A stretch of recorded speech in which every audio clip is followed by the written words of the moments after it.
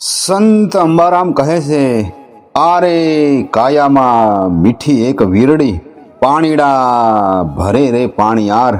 આરે ઊભો છે એક જોગીડો, લીધા જેણે વૈરાગીના વેશ. પગરે વિનાનું પંથે ચાલવું, જાવું મારે ગુરુજીના દેશ.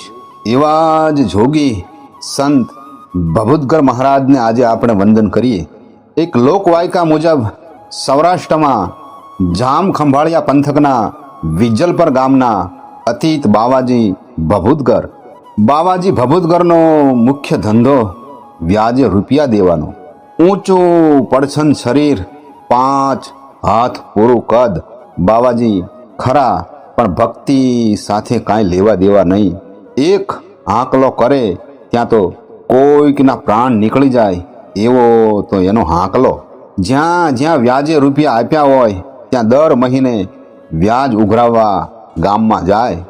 ગામના ચોકમાં જઈને પોતાના અરબસ્તાની ઘોડાને ચોકમાં ઊભો રાખી જામગરી બંદૂકનો એકાદ ભડાકો કરે અને કહે, લાવો મારું વ્યાજ, સૌ આપી જાઓ. આટલું સાંભળે ત્યાં લાગતા વળગતા માણસો દોડી દોડીને વ્યાજ આપી જાય. મકાન વેચવું પડે તો ભલે, કે મોત આવે તોય ભલે, પણ ભભૂતગરનું વ્યાજ તો આપવું જ પડે એવો વણ લખ્યો નિયમ હતો. એવામાં એક ગામમાં વ્યાજ ઉઘરાવવા બાવાજી ભભૂતગર પોતાના સાથીદારો સાથે જાય છે. ચોકમાં ઊભા રહી ભભૂતગરે પડકારો કર્યો, એલા મારું વ્યાજ આપી જાઓ બધા. એક પછી એક આમ વારાફરતી બધા આવીને વ્યાજ ચૂકવવા લાગ્યા. એવામાં એક ખડકી ઉઘડી નહીં. એ ખડકીમાંથી કોઈ વ્યાજ દેવા માટે બહાર નીકળ્યું નહીં. એટલે બાવાજી ભભૂતગરનો મહેતાજી એ ખડકી ખખડાવે છે. ખડકી ખખડાવી અને અંદર ગયો. ખડકીમાં જઈને જોયું તો ઓસરીમાં એક સગર્ભાબેન સૂતા હતા. એના પેટમાં 7 માસનો ગર્ભ હતો. સૂતા સૂતા જ ભભૂતગરનો પડકારો સાંભળેલો. એમાંય તે ખડકી ખખડી ને મહેતાજી અંદર આવ્યા.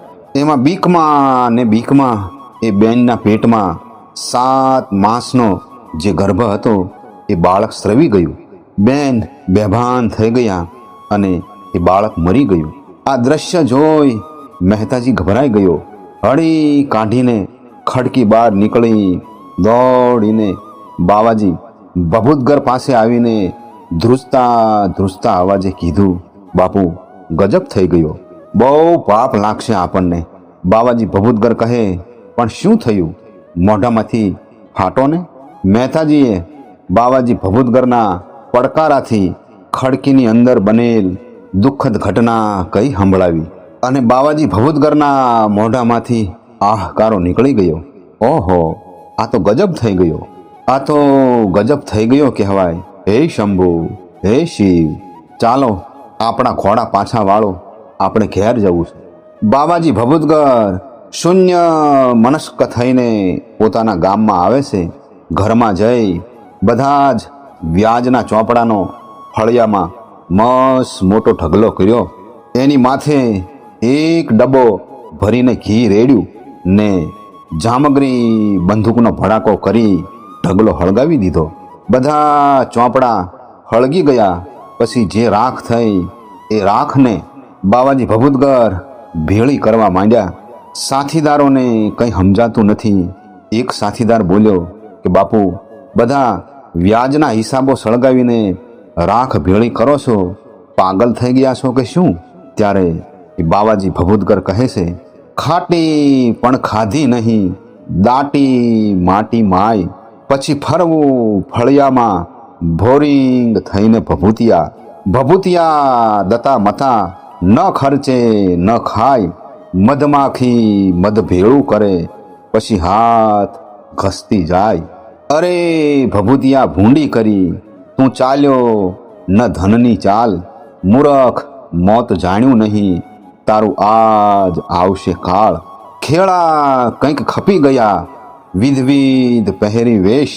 નાવે મોજ નરેશ, ભજવા વીણ ભભૂતિયા, ભજવા વીણ ભભૂતિયા.